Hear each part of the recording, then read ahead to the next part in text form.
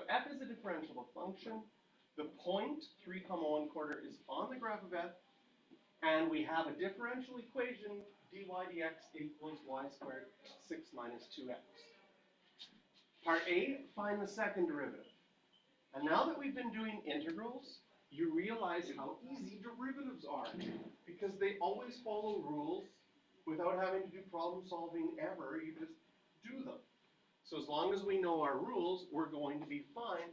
So in this case, we've got dy dx there. We're going to find our second derivative, and that's just the derivative of the first side. So the derivative of dy dx is our second derivative.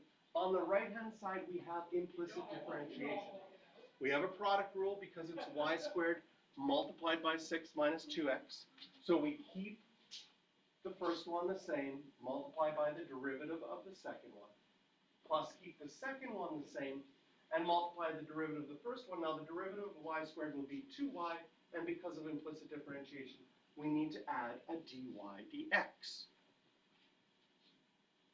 Now since we already knew dy dx was y squared minus 6 minus 2x, I can do a substitution for this part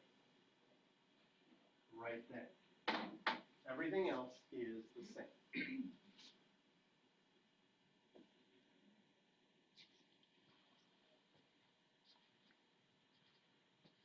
And we could simplify this by putting the y's together. And we get negative 2y squared plus 2y cubed times 6 minus 2x all squared. So part A said find d2y dx squared. We did that.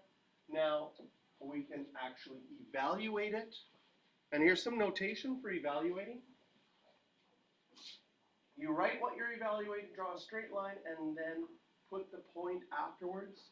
This is saying you're evaluating this at 3, 1/4. So we plug in 3 for x, and we plug in 1/4 for y.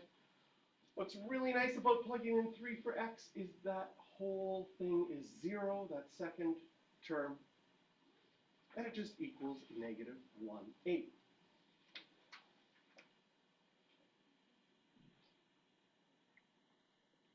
So you're going to see this on your AP exam questions, that they create one exam that covers multiple units.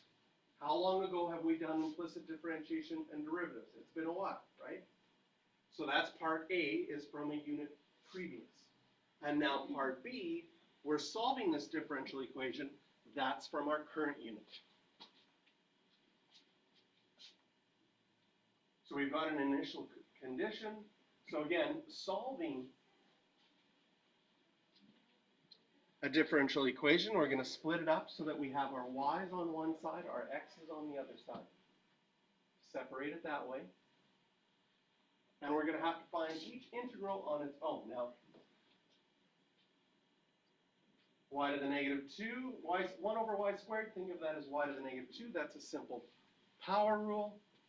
Add 1 to the exponent and divide.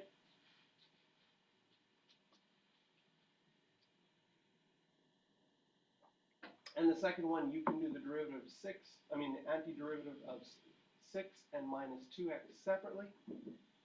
Just have to write 1 plus c. And then we know that when x is 3, y is 1/4. So we can plug those values in and solve for c.